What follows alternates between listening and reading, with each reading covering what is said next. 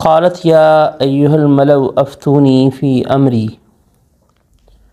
افتو یہ فتوے سے ہے،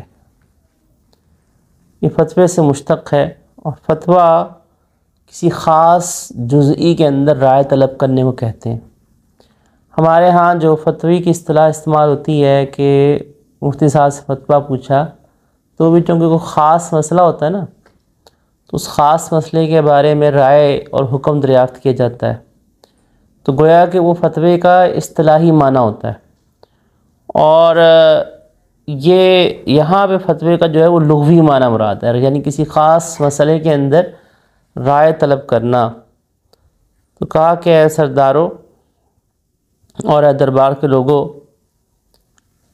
ملا بنیادی طور پر قوم کے اشراف، قوم کے بڑے لوگ ہوتے ہیں۔ یہ دربار میں بیٹھنے والے سارے، وہ ظاہری بات ہے کہ بڑے بڑے سردار تھے، جیسا کہ بعض روایات میں آتا ہے کہ یہ 313 اس کے دربار کے لوگ تھے، اور ہر 313 لوگوں کے پیچھے جو ہے وہ ہزاروں کی تعداد کے اندر، یعنی مزید ان کے ماتحت لوگ تھے۔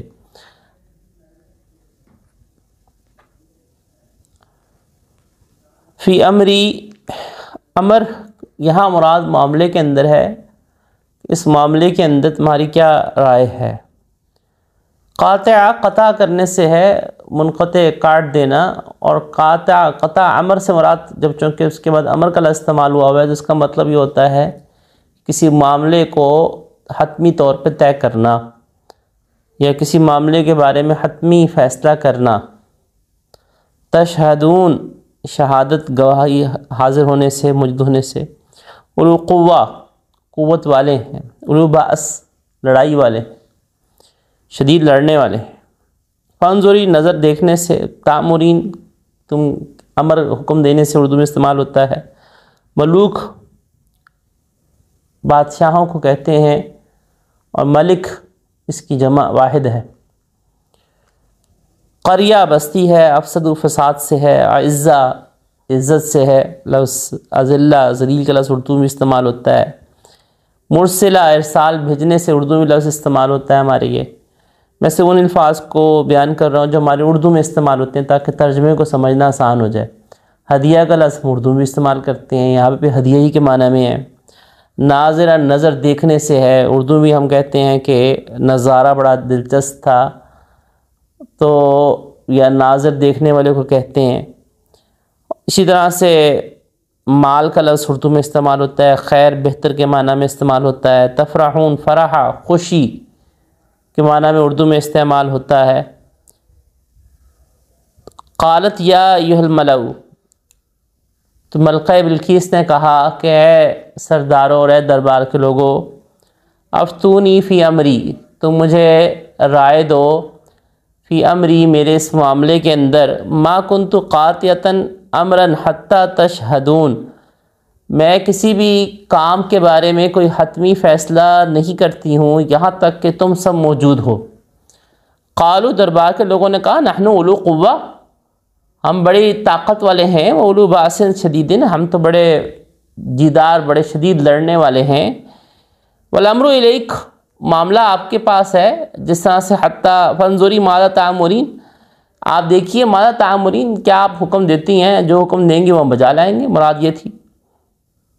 قالت ان الملوک، ملکہ بلقیس نے کہا کہ بے شک بادشاہ جس وقت داخل ہوتے ہیں کسی بستی میں، افسدوہا، وہ اس کو فاسد کر دیتے ہیں، اس کے اندر فساد مچاتے ہیں۔ وجعلوا اعزۃ اہلیہا، اور اس کے عزت معزز لوگوں کو ذلیل کر دیتے ہیں۔ وکذالک یفعلون، اور اسی طرح وہ کریں گے۔ وانی مرسلۃ الیہم بہدیۃ، اور میں بھیجنے والی ہوں ان کی طرف ایک ہدیے کو۔ فناظرۃ، ہدیے کے ساتھ، فناظرۃ بما یرجع المرسلون، پھر میں دیکھتی ہوں بما یرجع المرسلون، کہ جن کو بھیجا گیا ہے وہ کیا جواب لے کر آتے ہیں، کیسے لوٹتے ہیں وہ۔ فلما جاء سلیمان، جس وقت سلیمان علیہ السلام کے پاس وہ لوگ آئے، قالا تمدوننی، تو کہا کہ کیا تم مدد کرتے ہو میری مال کے ساتھ۔ فما آتانی اللہ خیر مما آتاکم، بے شک اللہ جل شانہ نے جو کچھ مجھے دیا ہے وہ بہتر ہے اس سے جو تمہارے پاس جو میں تمہیں دیا ہے، بل انتم بہدیتکم تفرحون، بلکہ تم اپنے ہدیے کے ساتھ خود ہی خوش ہو۔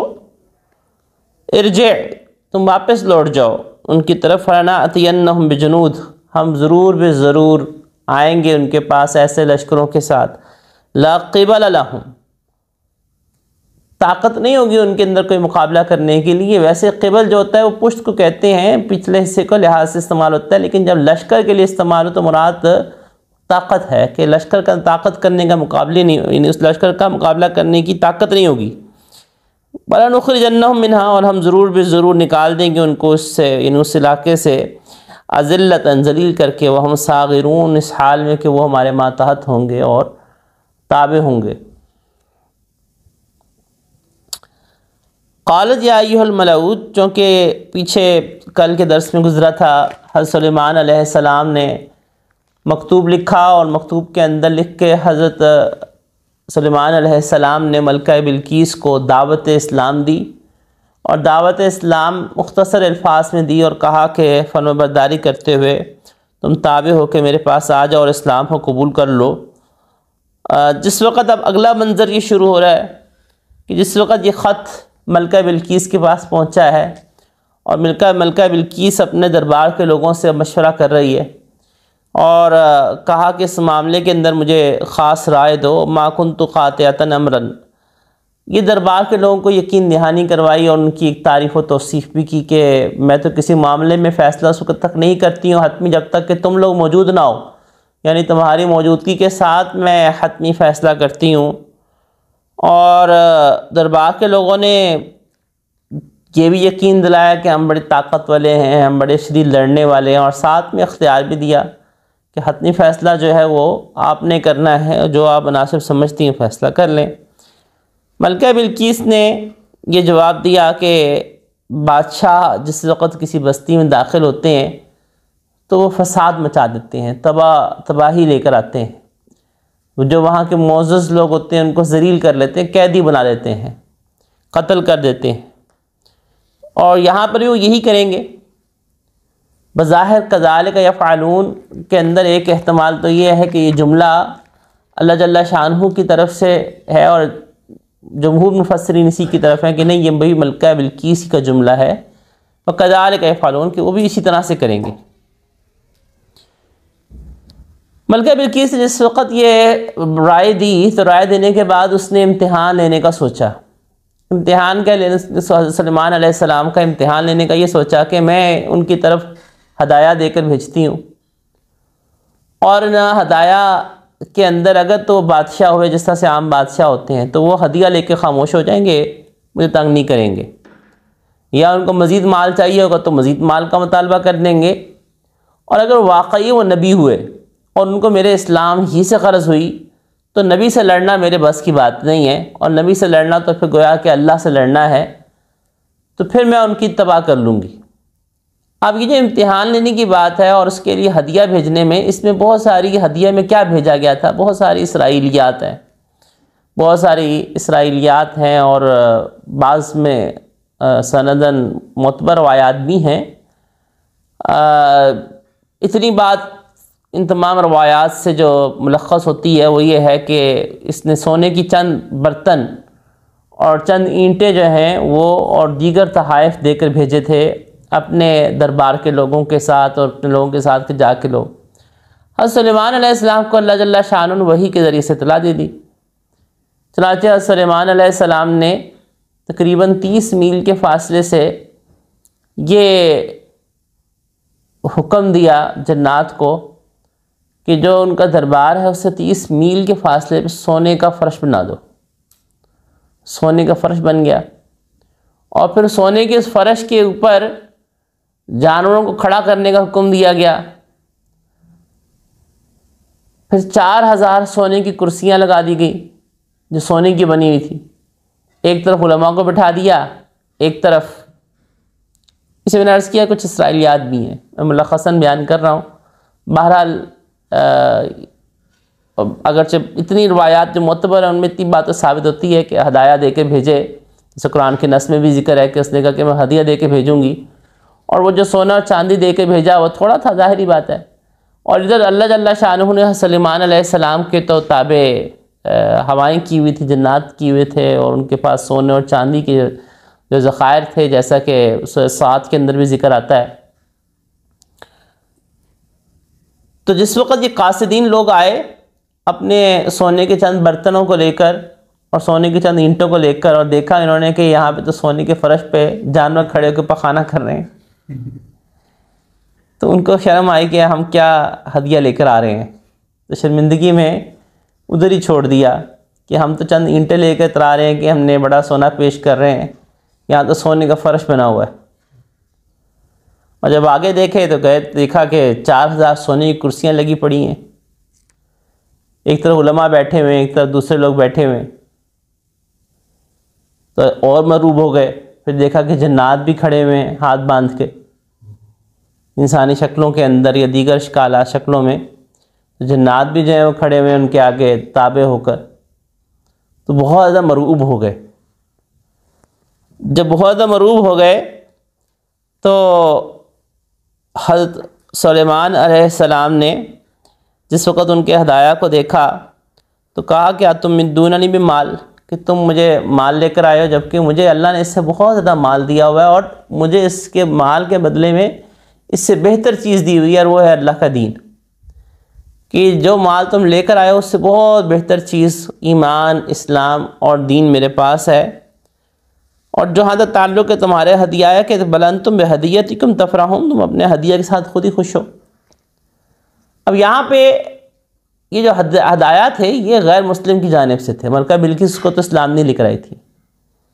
اور کیا غیر مسلم کے ہدایہ کو قبول کیا جا سکتا ہے؟ تو اس کا جواب یہ ہے کہ غیر مسلم کے ہدیے کو قبول تو کیا جا سکتا ہے، بشرطے کہ اس میں دین کے حوالے سے کوئی ضرر کا اندیشہ نہ ہو. اگر دین کے حوالے سے کوئی ضرر کا اندیشہ ہو تو پھر نہیں قبول کرنا چاہیے. اور اگر قبول کرنے میں یہ امید ہے کہ شاید یہ مانوس ہو جائیں گے تو پھر قبول کر لیا جائے.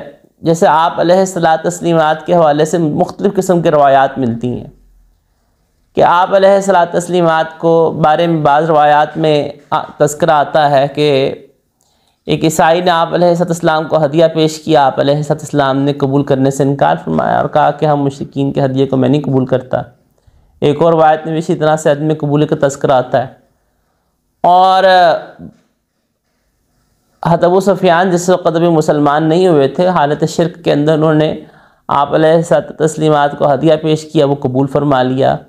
تو محدثین نے تطبیق یہ دی ہے کہ جہاں پہ جن لوگوں کے بارے میں آپ علیہ السلام کو یہ امید تھی کہ اگر میں ان کا ہدیہ قبول کر لوں گا تو یہ قریب ہوں گے اور اسلام قبول کرنے کی ان سے امید ہے، یعنی اس ہدیہ کے قبول کرنے سے آپس میں جو ایک دوری ہے یہ قریب ہوں گے اور اسلام قبول کرنے کا باعث بن جائیں گے، ان لوگوں کے ہدایہ کو آپ علیہ تسلیمات نے قبول کر لیا. اور بعض ایسے لوگ تھے کہ جن کے ہدیے کے رد کرنے میں یہ امید تھی کہ اگر ان کا ہدیہ رد کیا جائے گا تو یہ اسلام کے قریب ہوں گے، تو وہاں پر آپ علیہ الصلاۃ تسلیمات نے ہدیہ قبول نہیں کیا. اب سلیمان علیہ السلام نے ہدیہ کیوں قبول نہیں کیا؟ انہوں نے قبول اس لیے نہیں کیا کیونکہ انہوں نے اسلام کی دعوت دی تھی. اب اگر وہ ہدیہ قبول کر لیتے تو اس کا مطلب یہ تھا کہ میں اب آپ کو اسلام کی دعوت نہیں دوں گا، یعنی جو حق بات کا اظہار ہے وہ میں نہیں کروں گا. تو یہ تو ایک طرح سے رشوت ہو جاتی کہ گویا کہ آپ حق بولنے سے انکار کی وجہ سے یا حق بولنے پہ خاموشی کی خاطر ہدیہ قبول کر رہے ہیں، اس لیے انکار فرمایا اور کہا کہ یہ ہدیہ تم خود ہی لے جاؤ.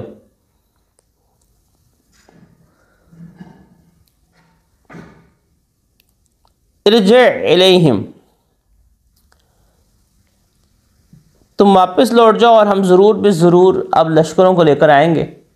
یہ اعلان جنگ تھا سلیمان علیہ السلام کی طرف سے کہ اب ہم لشکر لے کر آئیں گے اور ایسا لشکر لے کر آئیں گے کہ تم اس کا مقابلہ نہیں کر سکو گے، اور ہم تمہیں نکال بھی دیں گے ذلیل کر کے، وہم صاغرون، اور تمہیں ماتحت بھی بنائیں گے.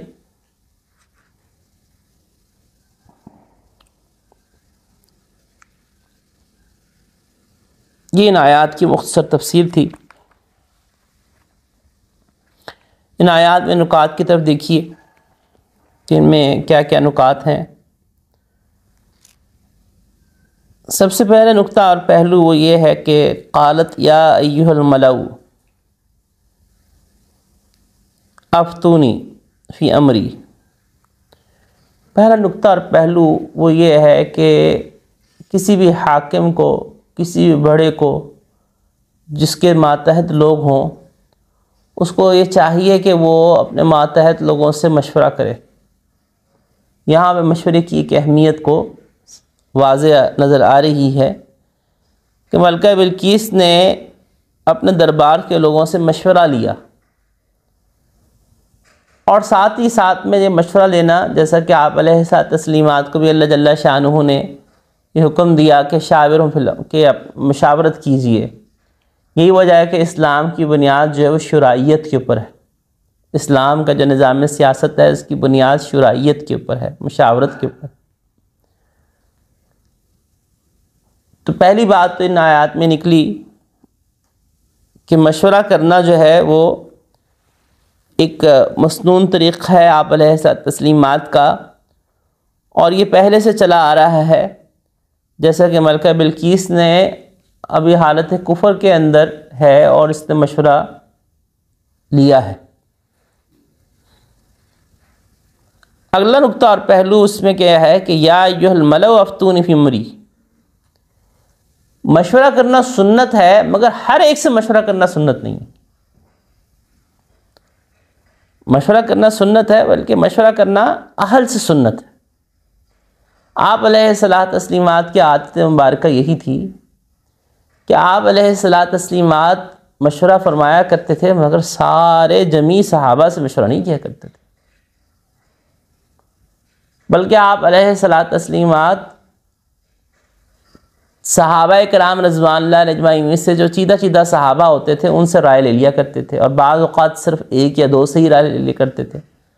کئی معاملات ایسے ہوئے کہ آپ علیہ الصلوۃ تسلیمات نے کسی سے بھی رائے نہیں لی، صرف اور صرف امہات المومنین سے مشورہ کر لیا، اور ام المومنین نے جو مشورہ دیا، جیسے حضرت عائشہ رضی اللہ تعالیٰ عنہ کے حوالے سے روایات میں، یا خدیجہ الکبریٰ رضی اللہ تعالیٰ عنہ، یا ام سلمہ رضی اللہ تعالیٰ عنہ، کہ جو رائے انہوں نے دی آپ علیہ الصلوۃ تسلیمات نے اس کو پسند فرمایا، اور بعض اوقات آپ علیہ الصلوۃ تسلیمات نے مشاورت کو زیادہ صحابہ سے بھی کیا۔ تو گویا اس میں اصول یہ نکلا کہ مشورہ کرنا سنت ہے، اگر تو کوئی امر ایسا ہے جو کہ عمومی ہے اور ہر ایک کی رائے لینا درکار ہے تو پھر تو ہر ایک کی رائے لے لی جائے، لیکن اہل کی رائے لی جائے، نہ اہل کی نہیں۔ مشورہ اہل سے ہے، نہ اہل سے نہیں ہے۔ جو اس فن میں مہارت رکھتا ہے اس کا مشورہ ہے۔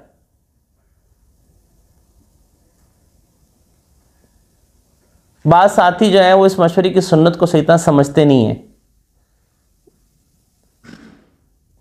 ایک دفعہ ایسا ہوا کہ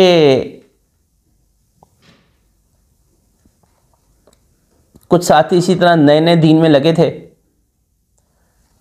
اور انہوں نے، ان کی ذمہ داری تھی تعمیرات کے شعبے میں۔ اب تبلیغی مرکز کی میں بات سنا رہا ہوں، یہ نام نہیں لینا چاہ رہا تھا میں، چلے ہم ہٹا دیں گے نام اس کو۔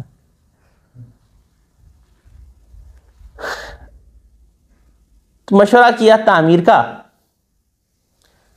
اب ان میں سے کوئی ایک بھی انجینئر نہیں تھا، نہ ان میں سے کوئی ایک ٹھیکیدار تھا۔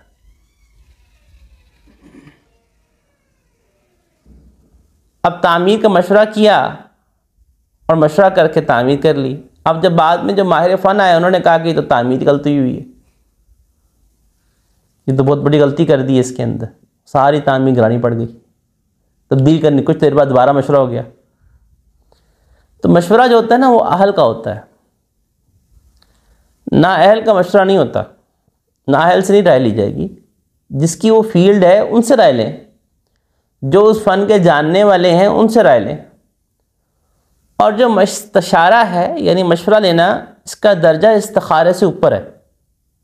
استخارے کا درجہ بعد میں، استشارہ یعنی مشورہ لینے کا درجہ پہلے ہے، کیونکہ مشورہ لینے کا جو حکم ہے وہ قرآن کریم سے ثابت ہے، شاورہم فی الامر۔ جبکہ استخارہ کی حوالے سے روایت جو ہے وہ احادیث مبارکہ ثابت ہے.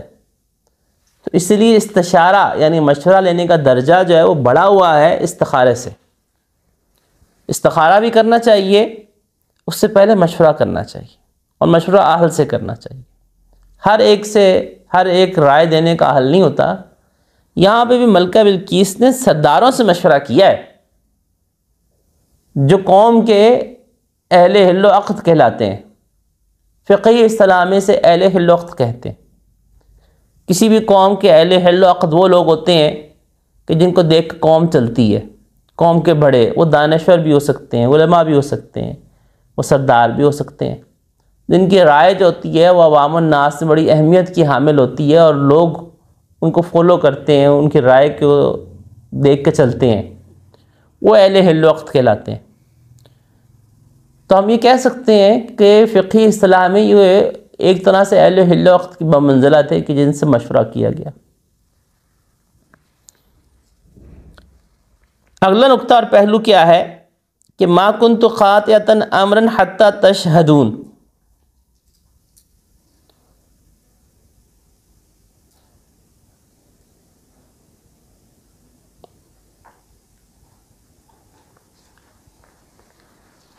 اس کے اندر نقطہ اور پہلو کیا ہے کہ جس وقت کوئی بڑا اپنے ماتحت لوگوں سے مشورہ لے تو ان کو اعتماد دلائے اور ان کی تعریف کرنے میں جو کہ جائز تعریف بنتی ہو تو اس میں بھی کوئی حرج نہیں. تو یہاں پہ ملکہ بلقیس جو ہے انہوں نے اپنے دربار کے لوگوں کو ایک اطمینان بھی دلایا اور تسلی بھی دی. اسی جملے کے اندر اگلا نقطہ اور پہلو وہ کیا ہے کہ اس میں فن گفتگو کے اصول ہیں.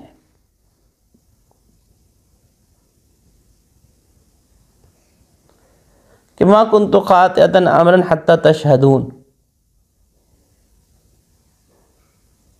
کہ جب کسی سے کوئی رائے لینی ہے تو اس کی اچھی صفت کی تعریف کر دی جائے تاکہ وہ پر اعتماد ہو کر رائے کو بھی دے اور وہ اس رائے دینے میں مخلص بھی ہو اور خوش ہو کر رائے دے رہا ہو. قالوا نحن اولو قوت و اولو باس شدید. دربار کے لوگوں نے کہا نحن اولو قوہ، ہم ہیں قوت والے. اب دربار کے لوگوں نے یہ نعرہ تو لگایا کہ ہم قوت والے ہیں، لیکن نتیجہ کیا نکلا کہ ملکہ بلقیس کو بھی ہزیمت کا سامنا کرنا پڑا اور ان دربار کے لوگوں کو بھی سامنا کرنا پڑا. اس کی وجہ کیا تھی؟ انہوں نے کہا تھا کہ نحن اولو قوہ، ہم ہیں طاقت والے. یہ تکبر کا جملہ ہے.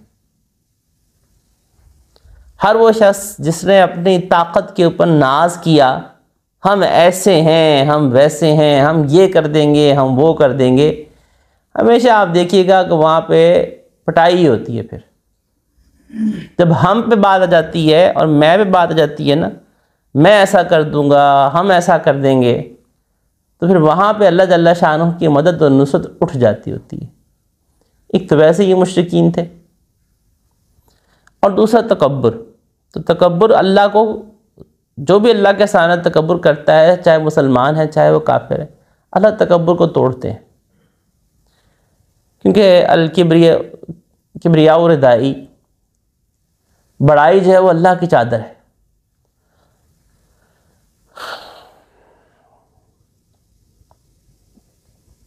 جس وقت ٹائٹینک بنایا تو نعوذ باللہ ایسے ایسے بلند بانگ دعوے کیے گئے کہ اس کو کوئی توڑ نہیں سکتا، اور اللہ تعالیٰ نے ان سمندر کے درمیان میں 2 ٹکڑے کر کے دکھا دیے کہ جس جہاز کی اور لوہے کی طاقت کے اوپر تمہیں یہ ناز تھا.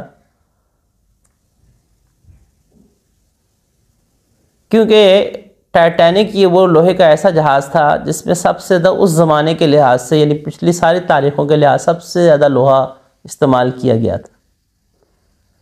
اور اتنے ٹن جب لوہا استعمال کیا گیا تو انہوں نے کہا کہ یہ تو ٹوٹ ہی نہیں سکتا، اور اللہ تعالیٰ نے کسی طوفان سے نہیں توڑا، اللہ تعالیٰ نے سمندر میں ابھری ہوئی چٹان سے، گلیشیئر سے توڑ دیا۔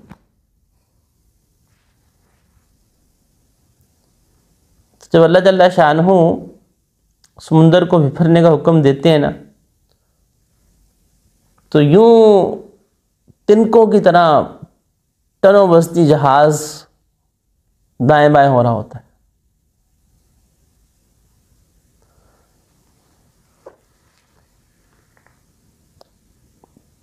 اللہ اکبر کبیرہ، بڑائی اور کبریائی صرف اللہ ہی کے لیے ہے، سدا حکومت صرف اللہ کی ہے، باقی سب آنے جانے والے۔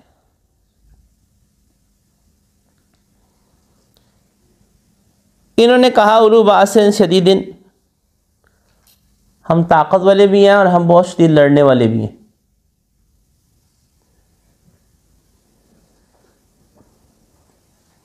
طاقت اور لڑنے کی طاقت ہونا یہ کسی بھی قوم کے لحاظ سے ایک بقا کی دلیل ہوتی ہے۔ جس قوم کے پاس طاقت ہے اور لڑنے کی طاقت ہے تو وہ قوم بچ پاتی ہے، اور جس قوم کے پاس لڑنے کی طاقت نہ رہے تو اس کا حال یہی ہوتا ہے کہ دشمن اس کے اوپر دعوت دے رہا ہوتا ہے کہ آؤ اور اس پہ حملہ کرو، اور مسلمان پھر احتجاجی ریلی نکالنے کے سوا کچھ نہیں کر پا رہے ہوتے۔ ہمارا جو دشمن ہے اس کو پتہ ہے کہ پاکستان کے، اس لیے اللہ جل شانہ نے حکم دیا نا اعدوا لہم، تم دشمن کے مقابلے میں جہاں تک ہو سکے مستطاعتم من قوہ، یہی قوت کا لفظ استعمال کیا گیا نا، کہ جتنا تم سے ہو سکے تم دشمن کے مقابلے میں قوت کے ساتھ تیاری کرو۔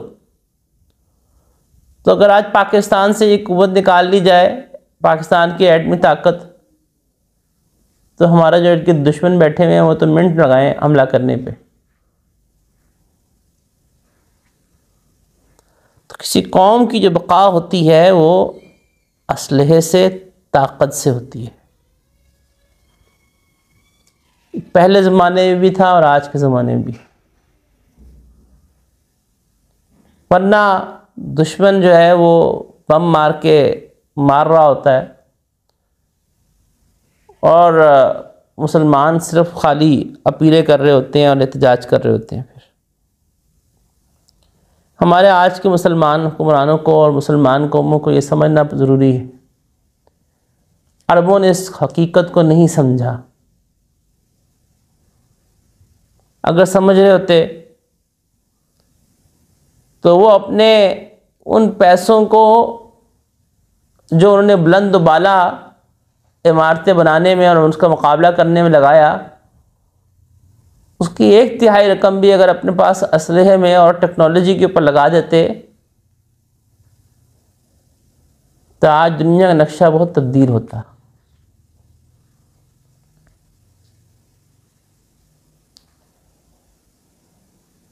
اور ابھی بہت سارے ایسے عرب ملک ہیں کہ ان کا بھی ہوش نہیں۔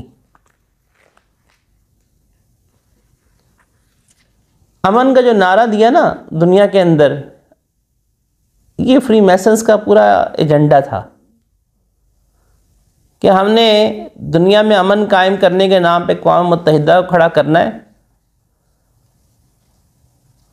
اور اقوام متحدہ نے آج تک کون سی دنیا کے اندر ایسی لڑائی ہے 2 ملکوں کی جو اقوام متحدہ نے لڑائی ہو، روک دی ہو؟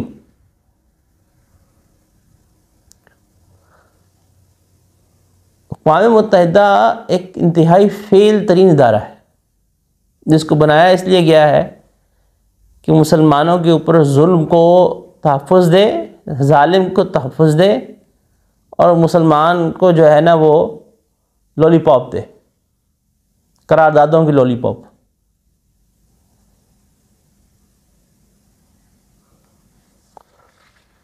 اللہ ہمارے حکمرانوں کو سمجھ دے، وہ دنیا کی محبت میں اور موت کے خوف میں اس طرح سے ہیں کہ ان کو اپنے عہدے، اپنی طاقت، اپنے پیسے، وہ سب سے عزیز ہوتے ہوئے وہ اس تلخ حقیقت سے نظر چرا رہے ہیں۔ دنیا اسی کی جس کے پاس طاقت ہے، اور طاقتیں دو ہیں، ایک معاشی طاقت اور ایک اسلحے کی طاقت۔ اسلحے کی طاقت ہے، معاشی طاقت نہیں ہے تو تب بھی مسائل پیدا ہوں گے۔ صرف معاشی طاقت ہو تو پھر بھی پٹائی ہوگی۔ تو اپنے دفاع کے لیے، اپنے بقا کے لیے بہت ضروری ہے۔ جو لوگ یہ اعتراض اٹھاتے ہیں پاکستان کے دفاعی بجٹ کے اوپر کہ جی اتنا بڑی رقم دفاعی بجٹ پہ جاتی ہے، کا اعتراض غلط ہے۔ ہمارے ارد گرد بیٹھا ہوا ہے ہمارا بہت بڑا دشمن انڈیا، اور یہ کہ امن کی آشا کا جو ڈھکوسلا ہے، جو جنگ والوں نے شروع کیا پرویز مشرف کے زمانے میں کہ جی امن قائم کیا جائے اس طرح سے کہ دونوں طرف سے جو ہے وہ ہندو اور مسلمان بھائی بھائی بن جائیں، یہ محال است جنو۔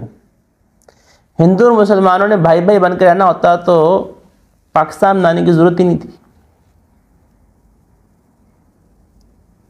اللہ نے قرآن کریم میں کہا ہے کہ تم ضرور بھی ضرور پاؤ گے سب سے سخت ترین مسلمانوں سے عداوت میں یہود کو اور مشرکین کو۔ تو مشرکین جو ہے وہ ہم سے سب سے سخت ترین دشمنوں میں ہیں۔ اسی لیے تو یہی تو وجہ ہے اسرائیل اور انڈیا کا جو گٹھ جوڑ ہے وہ کیوں ہے؟ کیونکہ دونوں کٹھے دشمن ہیں،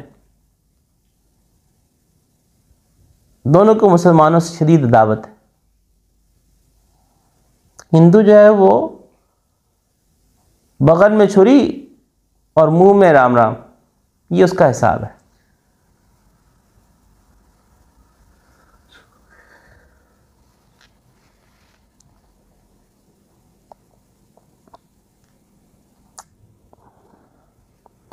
والامر الیک فانظری ماذا تأمرین، ملکہ بلقیس کے دربار کے لوگوں کے اندر مشورہ اور رائے دینے کا ادب بھی نظر آ رہا ہے کہ جس وقت ملکہ بلقیس نے رائے طلب کی تو رائے بھی دی کہ ہم لڑنے کے لیے تیار بھی ہیں، اور رائے پہ اصرار بھی نہیں کیا بلکہ حتمی فیصلہ جو وہ بڑے کے سپرد کر دیا۔ یہی مشورے کا ادب ہوتا ہے۔ ہمارے ہاں جب کبھی مشورہ لیا جائے نا اور کسی کی بات رائے نہ مانی جائے تو اگلا ناراض ہو جاتا ہے، میں نے رائے دی تھی میری بات نہیں مانی۔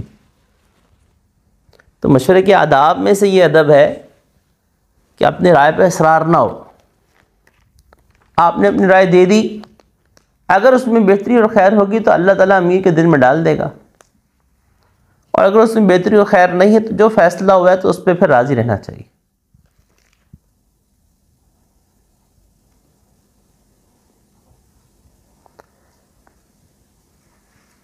قالت ان الملوک اذا دخلوا قریۃ افسدوها وجعلوا اعزۃ اہلها اذلہ۔ اس میں نکتہ اور پہلو کیا ہے؟ ملکہ بلقیس نے یہ گراؤنڈ ریالٹیز بیان کی ہیں، ایک تلخ حقیقت یہ بیان کی ہے۔ اس نے درباریوں کی تعریف کے اوپر جس طرح سے عام طور پہ حکمران طبقے کی عادت ہوتی ہے کہ وہ اپنی چاپلوسی چاہتے ہوتے ہیں، تعریف چاہتے ہوتے ہیں، اور اس چاپلوسی کے اندر جو زمینی حقائق ہوتے ہیں، گراؤنڈ ریالٹیز ہوتی ہیں، ان سے نظر چرا لیتے ہیں۔ یہ ملکہ بلقیس کی حکمت اور دانائی کی علامت ہے کہ اس نے جو حقیقت تھی، جو گراؤنڈ ریالٹیز تھی، تلخ حقیقت تھی، اس کو اس نے اظہار کیا کہ بادشاہ تو جب آتے ہیں تو تباہی مچاتے ہیں، تو اگر تو ہم جنگ چھیڑیں گے تو ہمارا ملک تباہ ہوگا، تو اگر تو بادشاہ ہیں تو پھر تو ہم جنگ چھیڑیں گے، اور اگر وہ بادشاہ نہیں نبی ہیں تو پھر ہم کیوں جنگ چھیڑیں؟ تو یہ دونوں فیصلے ملکہ بلقیس کی ذہانت اور سمجھداری کو بتا رہے ہیں۔ ایک تو اس نے اپنی غلطی کا، جیسا بھی آگے واقعے میں آئے گا، کہ وہ اسلام لے آئی۔ جب وہ اسلام لے آئیں تو یہ اس بات کی دلیل ہے کہ واقعی عقل مند تھی، ابو جہل کی طرح نہیں تھی کہ جس کے سامنے حق واضح ہوا اور وہ آخری دم تک اپنی انانیت کے اوپر اڑا رہا۔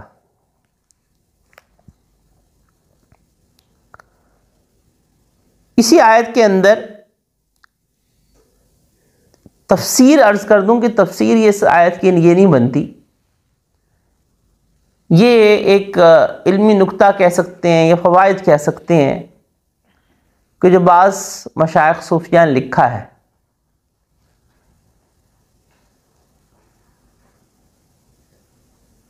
اس کو تفسیر نہیں کہیں گے کہ یہ ایسا ہے کہ تفسیر نہیں ہے، یہ نہیں کہلائے گا۔ حضرت علی حجویری رحمۃ اللہ علیہ نے کشف المحجوب میں یہ لکھا ہے،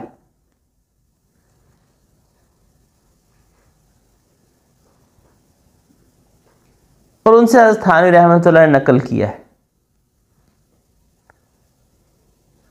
تو کشف المحجوب میں حضرت علی حجویری رحمۃ اللہ نے لکھا ہے کہ جس طرح سے بادشاہ کسی بستی میں داخل ہوتے ہیں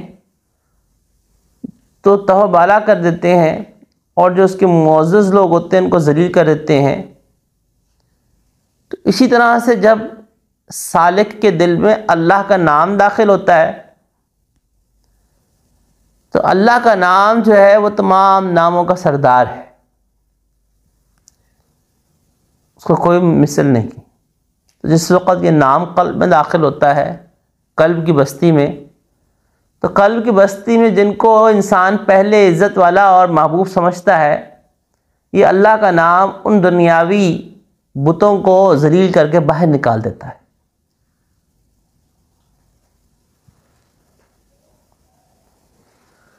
تو یہ تفسیر تو نہیں کہلائے گی، یہ بس آپ اس کو ایک علمی فائدہ کہہ سکتے ہیں، علمی نکتہ کہہ سکتے ہیں۔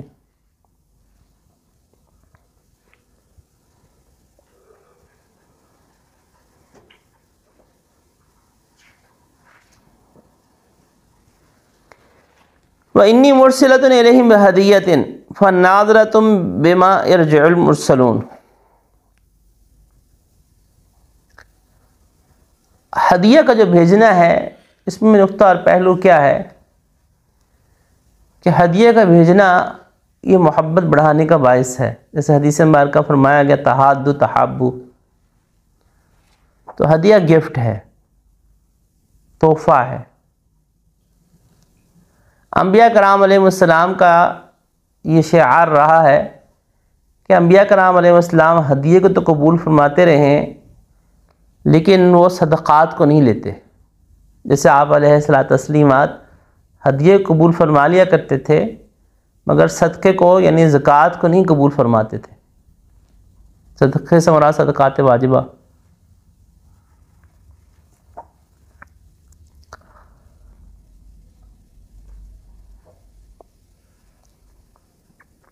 فَنَاظِرَةٌ بِمَا يَرْجِعُ الْمُرْسَلُونَ، اس میں نقطہ اور پہلو کیا ہے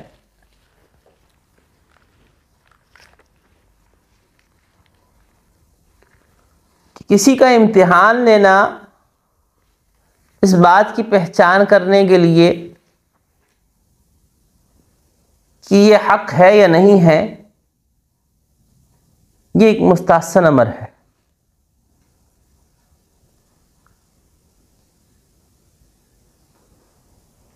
اسی لیے عربی میں مقولہ مشہور ہے عند الامتحان یکرم الرجل و یہان، کہ امتحان کے وقت میں یا تو آدمی کرام کیا جاتا ہے یا اس کو اہانت کی جائے گی۔ تو امتحان جو ہوتا ہے وہ انسان کی صلاحیتوں کو پرکھنے کے لیے ہوتا ہے۔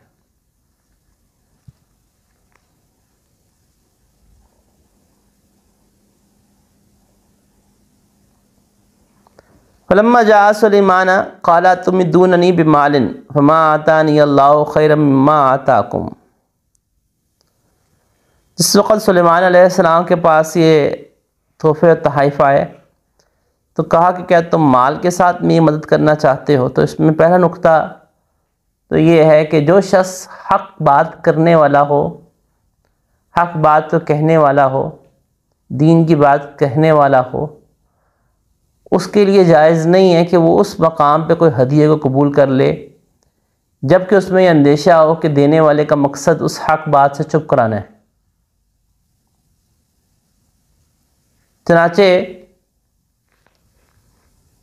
کسی مفتی کے لیے، کسی داعی کے لیے، دین کی بات کرنے والے کے لیے اس شخص سے ہدیہ لینا درست نہیں ہے جس کو وہ دین کی دعوت دے رہا ہے، کیونکہ ہدیہ دینے سے ایک اثر یہ آئے گا کہ وہ کہے گا کہ اچھا میں اب اس کو حق بات نہیں کہتا، یا حق بات سے میں چشم پوشی کر لیتا ہوں۔ تو اگر تو اس نے حق بات سے چشم پوشی کی ہے تو یہ تو اس کے حق میں اس نے رشوت لے لی۔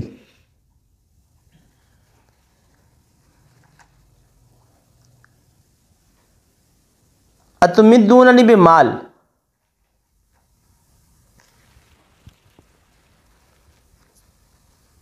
العلماء ورثۃ الانبیاء، علماء انبیاء کرام علیہ السلام کے وارث ہوتے ہیں۔ علماء کے اوپر لازم ہے کہ وہ مال سے استغنا کو اختیار کریں، کیونکہ اللہ جل شانہ نے علماء کو جو دیا ہوا ہے وہ علم کی دولت دی ہوئی ہے، اور علم کی دولت دنیا کی دولت سے کروڑہا درجہ بہتر ہے۔ اتمدوننی بمال فما آتانی اللہ خیر مما آتاکم، جو اللہ نے علماء کو دین کی نعمت عطا کی ہوئی ہے، اس دین کی نعمت کے مقابلے میں دنیا کی کوئی بھی نعمت اس کا مقابلہ نہیں کر سکتی۔ اگلا نکتہ، اللہ جل شانہ اہل ایمان کو اپنے دین کے اوپر چلنے کی وجہ سے، اہل ایمان کو جو دین پر عمل کرنے والے ہیں ان کو اپنے دین پر چلنے کی وجہ سے جو سکون اور جو اطمینان عطا کرتے ہیں، دنیا کی بڑی سی بڑی نعمت اس کا مقابلہ نہیں کر سکتی۔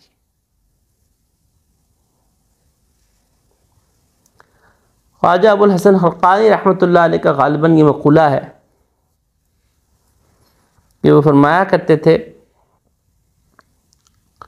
ہمارے سلسلے کے بزرگ تھے، فرمایا کرتے تھے کہ اگر دنیا دار بادشاہوں کو پتہ چل جائے کہ اللہ نے اپنے دین پر عمل کرنے کی وجہ سے، تقوی اور نیکی اختیار کرنے کی وجہ سے ہمارے دلوں کو کتنا اطمینان اور سکون کی دولت سے نوازا ہوا ہے، اگر ان دنیا دار بادشاہوں کو پتہ چل جائے یہ اپنے لشکروں کو لے کے ہمارے پر حملہ کر دیں۔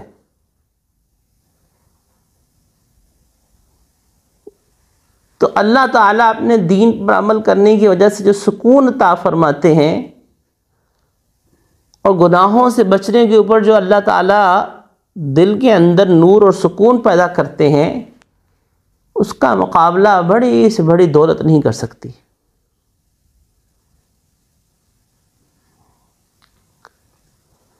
ایک دفعہ یہ بات ہے مدرسے میں داخلہ لینے سے پہلے کی، میں اس کو FSC میں تھا، تو سہروزہ پہ پہلی دفعہ یا دوسرا سہروزہ تھا یا پہلا سہروزہ تھا میرا، تو عارف سہگل صاحب جو تھے وہ سہگل خاندان کے بہت بڑے ایک فرد تھے، اور سہگل خاندان پاکستان کا بہت بڑا مالدار خاندان ہے۔ تو وہ مجھے کہنے لگے کہ دیکھو اللہ کے دین میں اللہ نے ان کی زندگی ماشاءاللہ بدلی، بالکل ماشاءاللہ باشرہ زندگی، اور تو کہتے دیکھو کہ اللہ کے دین میں کتنا سکون ہے کہ جب میں دین کی طرف نہیں آیا تھا، میں سونے کے لیے دوائیاں لیتا تھا، ڈاکٹروں کے پاس جاتا تھا، مجھے پھر بھی نیند نہیں آتی تھی، سارا دن بے چینی میں الگ گزرتا تھا، میں دفتر میں بیٹھے کاروبار میں سب کام کر رہا تھا تو دل بے چین ہوتا تھا، اور جب سے میں اللہ کے دین میں لگا ہوں، تو کہتے تھے کہ اب پہلے مجھے گھر کے AC والے کمرے میں بہترین فارم پہ نیند نہیں آتی تھی، گولی کی دوائی، نیند کی دوائی لینے کے باوجود، اور اب حال یہ ہے کہ میں سخت گرمی کے اندر مسجد کی چٹائی کے اوپر مزے سے سوتا ہوں.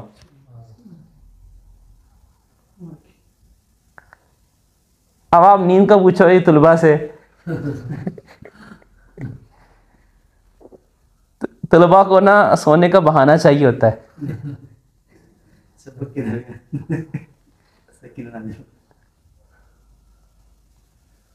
تو اللہ کے دین کے اندر اللہ نے ایک سکون رکھا ہے، اطمینان رکھا ہے. دنیا کی بڑی سی بڑی نعمت اس کا مقابلہ نہیں کر سکتی.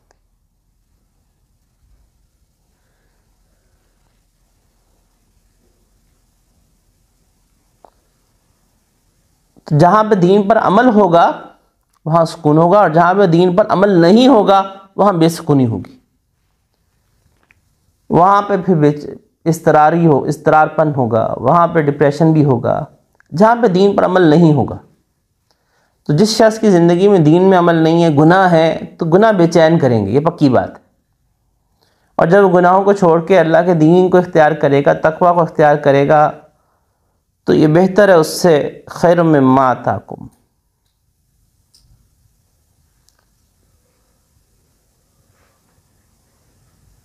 اگلا نقطہ اسی کے اندر اللہ تعالیٰ نے حضرت سلیمان علیہ السلام کو دنیاوی نعمتیں بھی عطا کی اور دین کی نعمت بھی عطا کی. دنیاوی نعمتوں میں بھی ان کا کوئی مقابلہ کوئی بادشاہ نہیں کر سکتا تھا، اور دین کی نعمتوں میں تو ظاہری بات ہے وہ نبی تھے. لیکن یہاں پہ انہوں نے تقابل جو کیا ہے وہ اپنی دنیاوی نعمتوں کا نہیں بلکہ دین کی نعمت کا کیا. پتہ چلا کہ آتنا فی الدنیا حسنہ اور الآخرۃ حسنہ دونوں مانگنی چاہیے کہ اللہ دین بھی عطا کر، دنیا بھی عطا کر. لیکن دین کا ایک ذرہ مل جائے یہ دنیا کے پہاڑوں سے افضل ہے.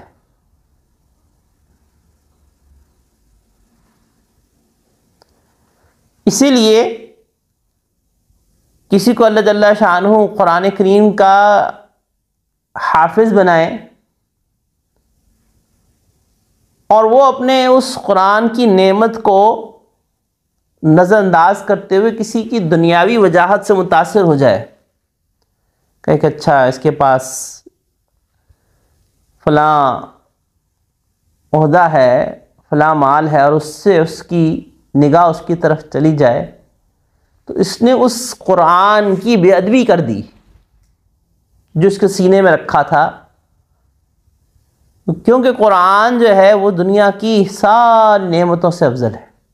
یہ علم، دین کا علم، دنیا کی ساری نعمتوں سے افضل ہے. اسی لیے اللہ نے کہا لا تمدن عینیک الی ما متعنا بہ. اے حبیب علیہ الصلاۃ تسلیمات، آپ ہرگز نگاہ اٹھا کے نہ دیکھیے ان کے مال اور متاع کی طرف جو ہم نے ان کو دیا ہوا ہے. ہمارا آج کا جو مسلمان ہے وہ احساس کمتری کا شکار ہے. وہ کہتا ہے مغرب کے پاس یہ ہے، مغرب کفار کے پاس یہ ہے، مسلمانوں کے پاس کیا ہے؟ مسلمانوں کے پاس ایمان ہے. اس ایمان کا مقابلہ دنیا کی بڑی سے بڑی نعمت نہیں کر سکتی. ہمارے پاس کچھ بھی نہ ہو، ہمارے پاس ایمان کی دولت ہے. الحمدللہ ثم الحمدللہ، ہمارے پاس ایمان کی دولت ہے، اور ایمان کی دولت کا مقابلہ بڑی سے بڑی نعمت دنیا کی نہیں کر سکتی.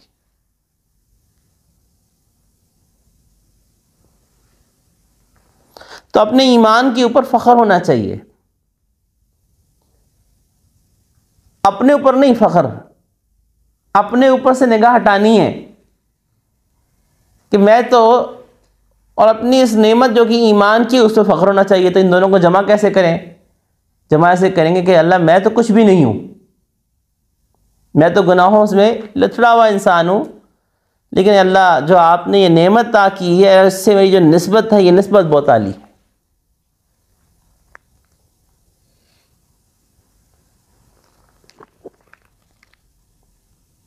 تو نگاہ اپنی طرف بھی نہیں جائے گی اور اس نسبت کی طرف فخر بھی رہے گا، اور کبھی دنیا داروں سے مروب بھی نہیں ہوں گے.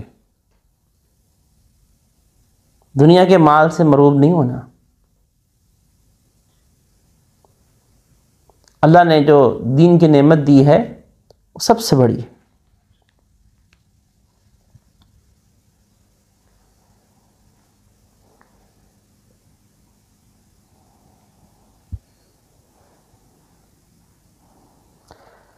بل انتم بہدیتکم تفرحون، اس میں کمال استغنا نظر آ رہا ہے. اس آیت کے اندر نقطہ اگلا کیا ہے کہ کمال استغنا حضرت سلیمان علیہ السلام نے فرمایا. ان کی سونے کی اینٹیں، ان کے سونے کے جواہرات اور جتنے بھی ہدایات تھے سب ان کے، ہم یوں کہیں گے، منہ پہ مارے. لے جاؤ بھائی اپنا سب کچھ اٹھا کے. علماء کی یہی شان ہونی چاہیے استغنا میں. اہل علم کی، اہل دین کی یہی شان ہونی چاہیے. دنیا داروں دنیا کے مال کی طرف مت دیکھیں. یہ اس سے نگاہ ہٹائیں گے تو اللہ دے گا، اور اس کی طرف نگاہ رکھیں گے تو اتنا ہی ملے گا جتنا بھاگیں گے، لیکن ذلیل کر کے ملے گا.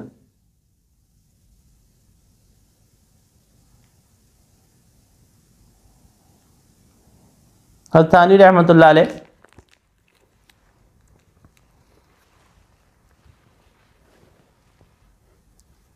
کوئی ایک نواب تھے جنہوں نے اس زمانے کے اندر جبکہ 1 روپے بھی آج کے 10-12 ہزار کے برابر ہوتے تھے، اس زمانے میں حضرت تھانوی رحمۃ اللہ علیہ کو ایک نواب تھے، انہوں نے کہا کہ میں آپ کو 1 کروڑ روپے ہدیہ دینا چاہتا ہوں.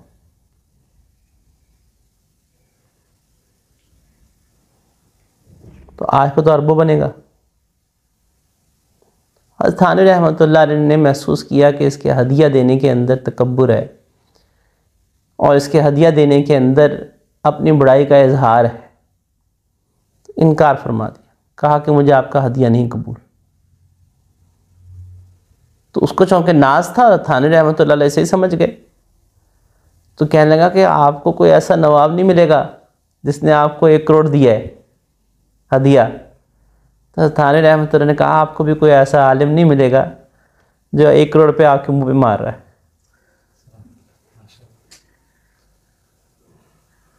تو جب کسی کے ہدیے کے اندر یہ بو محسوس ہو کہ یہ اپنی ذاتی اغراض سے دے رہا ہے، اس کی کوئی غرض ہے، تو اس ہدیہ قبول کرنا درست نہیں.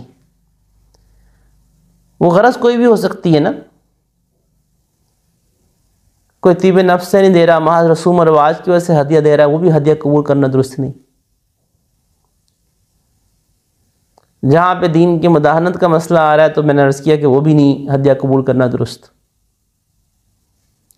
کسی کو کسی کے عہدے کی وجہ سے ہدیہ دیا جا رہا ہے تو وہ بھی درست نہیں.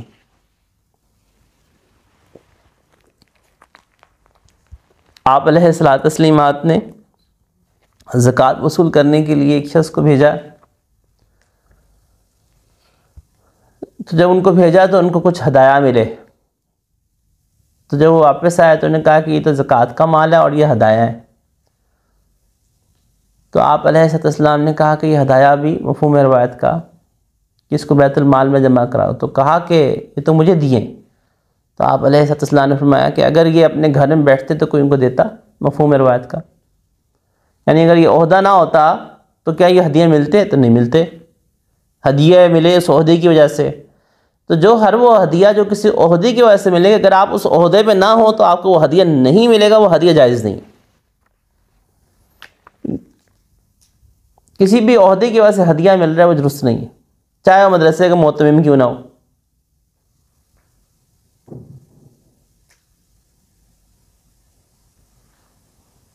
چاہے وہ سرکاری افسر ہی کیوں نہ ہو، اور چاہے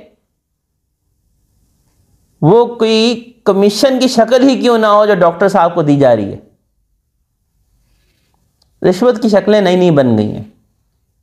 ہمارے ہاں یہ شکل بھی ہوتی ہے کہ ڈاکٹر صاحب کے پاس چلے جاتے ہیں فارمیسی والے،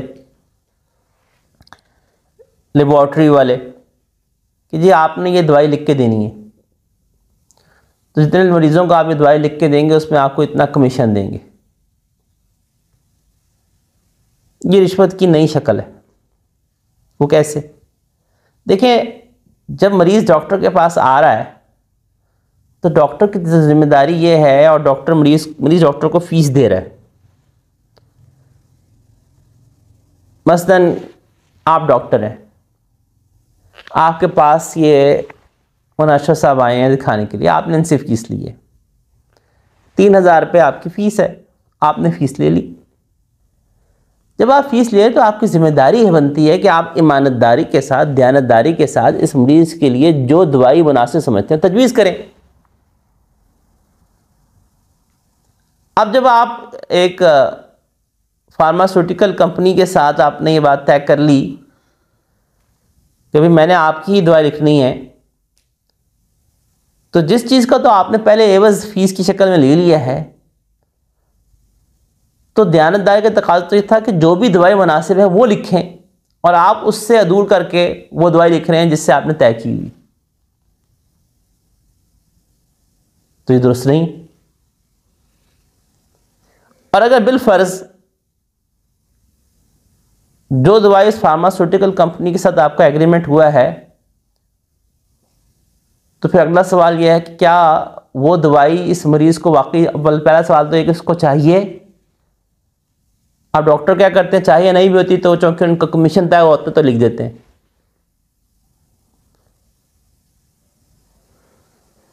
تو درست نہیں ہوا. آپریشن بنتا نہیں تھا، آپریشن لکھ دیا، کر دیا، ناجائز ہے. پیشہ حلال ہے، بڑھ کے حلال نہیں، انتہائی باعث اجر ہے. ڈاکٹری کے فیلڈ میں ڈاکٹر جو کام کرتے ہیں وہ اگر ان کی نیت صحیح ہونا تو وہ دن رات دونوں ہاتھوں سے اجر کمانے والے ہیں. نیت کیا ہونی چاہیے؟ تکلیف دور کرنا، مخلوق کو نفع پہنچانا. آپ کسی کی تکلیف کو دور کر رہے ہیں، کتنی بڑی نیکی ہے. ایک بندہ ہائے ہائے کر رہا ہے، ڈاکٹر آتا ہے، وہ دوائی دیتا ہے، اس کی تکلیف دور ہو جاتی ہے، اتنا بڑا اجر. اور اگر اس کے اندر کھوٹ شامل ہو جائے تو اپنی حلال آمدنی کو حرام بنا رہے ہیں. آپریشن بنتا نہیں تھا، آپریشن کروا دیا پکڑ کے مریض کا، پیسوں کے چکر میں. دوائی بنتی نہیں تھی، دینی نہیں تھی، لیکن جو کمیشن طے تھا اس لیے دوائی لکھ دی. اگر اس مریض کو واقعی ضرورت ہے اس دوائی کی تو پھر سوال یہ ہے کہ فیس تو آپ نے لی تھی دوائی لکھنے کے لیے، تو پھر آپ یہ اس سے کمیشن کیوں لے رہے ہیں؟ پھر اگلا سوال یہ ہے کہ جو دوائی آپ لکھ رہے ہیں کیا وہ اسی معیار کی ہے جس دوائی کی، مثال کے طور پہ آپ نے فارماسیوٹیکل کمپنی اے سے کمیشن طے کر لیا، جبکہ وہی کیمیکل یا وہی دوائی زیادہ بہتر کوالٹی کی دوسری فارماسیوٹیکل کمپنی کی بھی تھی، تو آپ کے ذمہ تو دیانت داری کے ساتھ یہ تھا کہ زیادہ بہتر دوائی لکھ کے دیتے آپ، تو آپ نے کم کو لکھ دیا، اس کمیشن کی وجہ سے یہ بھی ناجائز ہوا. وہ اور یہ معیار میں برابر ہیں، یکساں ہیں. اے اور بی میڈیسن دونوں یکساں ہیں، اور آپ نے اس کے اندر لکھ کے دینا تھا تو ایک میں کمیشن تب بھی درست نہیں ہے، کیونکہ آپ کے ذمہ تو ویسے ہی تھا لکھ کے دینا فیس کی وجہ سے.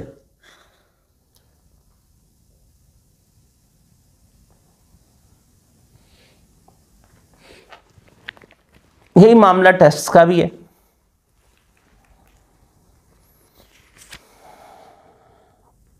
یہاں پہ اس کے حوالے سے ایک تفصیلی فتویٰ دیا ہوا میں نے، وہ اسکرین کے اوپر جو ویڈیو دیکھنے والے حضرات ہیں یہاں پہ اسکرین پہ سائٹ پہ ذرا لکھا ہوا بھی آ جائے گا، جو میڈیکل کمیشن ہے تو اس کے اوپر کسی نے اگر پڑھنا ہے یا لنک دے دیں گے ڈسکرپشن میں، لنک سے بھی ڈاؤن لوڈ کر سکتے.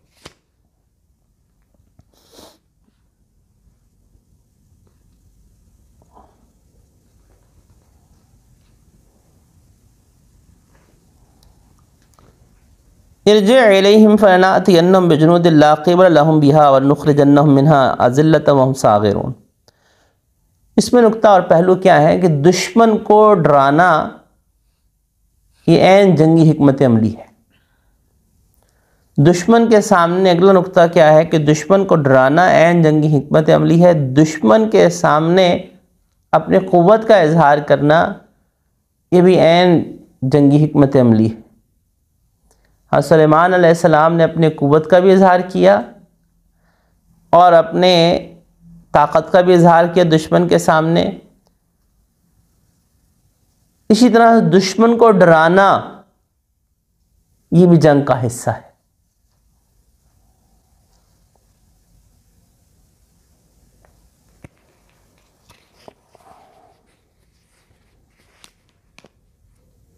یہاں پہ ایک سوال پیدا ہوتا ہے کہ حضرت سلیمان علیہ السلام نے یہ کیوں کہا کہ ہم ضرور بضرور لشکر کو لے کر آئیں گے اور تمہیں نکال دیں گے؟ کیونکہ بظاہر اس جملے کے اندر ایک غصہ نظر آ رہا ہے۔ اس کی بہت بڑی وجہ یہ تھی کہ ملکہ بلقیس کا دعوت قبول نہ کرنا اسلام کی، بلکہ اسلام کی دعوت قبول نہ کرنے کی بجائے ہدیہ بھیج کے اس حق بات سے خاموش کروانے کی کوشش کرنا، یہ ایمان کی غیرت میں جوش دلانے والی بات تھی، غصہ دلانے والی تھی۔ اسی لحاظ سے حضرت سلیمان علیہ السلام نے ایک غصے والا جواب دیا، اور یہ غصہ ایمانی غیرت کا تھا، اللہ کے دین کے تھا، من ابغض للہ تھا، اللہ کے لیے غصے کا اظہار تھا۔ وآخر دعوانا ان الحمد للہ رب العالمین۔